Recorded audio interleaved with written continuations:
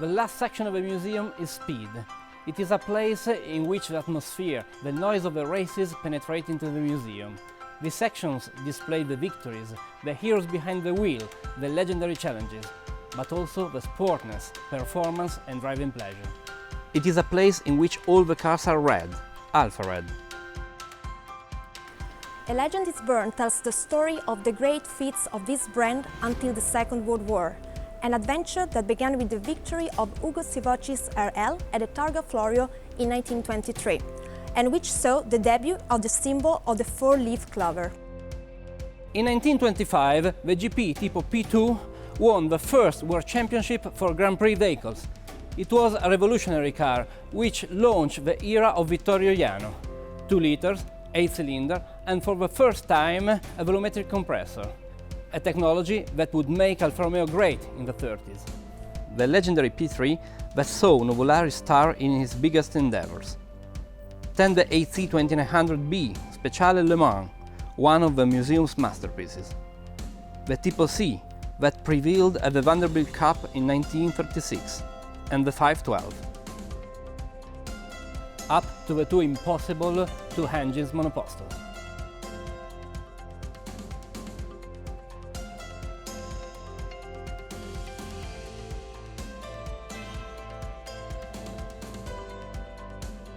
Before he became the Drake, Enzo Ferrari debuted as an Alfa Romeo driver in 1920.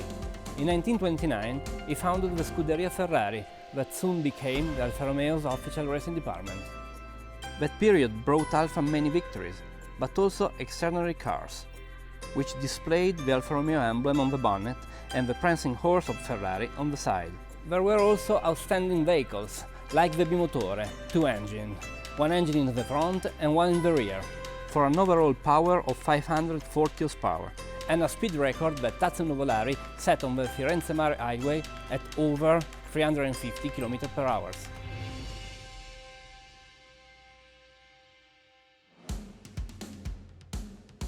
After the world was reborn, and while Alfa Romeo was designing its futures, the Alfettas, which had been hiding to escape the bombings, come back to the tracks.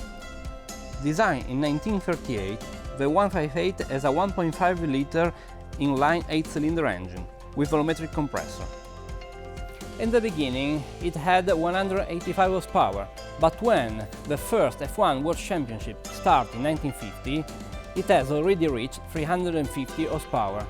Then came 11 victories on 11 races, and Nino Farina, in 1950, became the first F1 World Champion. In 1951, the car was so deeply evolved that was renamed 159. The horsepower had soared to 450 for a maximum speed of 306 km/h. It was an intense championship, all the way to the last race, the Spanish Grand Prix, when Fangio won the World Championship with a victory that would go down in history.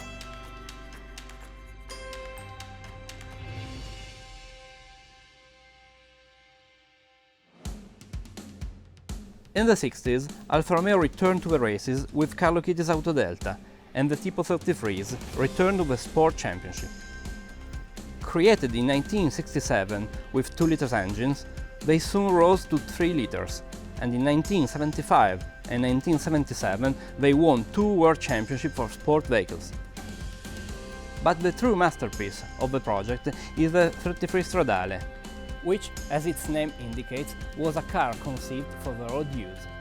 Production was planned for 50 units, but it stopped at only 18 chassis, 12 of which have this streamlined body designed by Franco Scaglione, which immediately made this car one of the immortal and timeless icons of Alfa Romeo.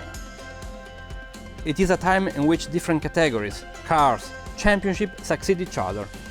From the sports cars of the 50s, like the 6C 3000 CM, to those of the 60s, like the Giulia TZ2, and then the epic of the Giulia GTA and GTA-M, which in the 60s and 70s had no rivals in Super Tourism Championships. The dream of returning to Formula 1 came true in the 70s, when Alfa Romeo, first by providing its engines to the Team Brabham, and then by participating with a complete Alfa Romeo vehicle, finally returned to the top league. The cars preserved in these halls are alive and functioning. A mechanical workshop maintains them regularly, and a small internal track allows them to stretch their legs every once in a while and drive a few laps to remain strong and alive.